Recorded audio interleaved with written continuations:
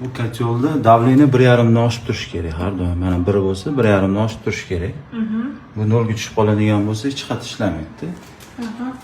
1 yilda bir marta chiskasi bor. Kim xohishiga qarab turib qilinadi.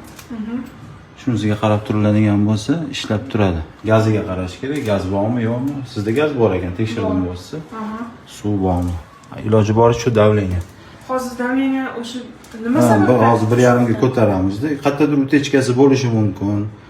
Yine yaxshi qotirilmagan bo'lishi mumkin. Shuni hisobiga fitarishni to'plamaylik, teshilgan bo'lishi mumkin. Endi siznikida bunaqa narsalar bo'lmagani?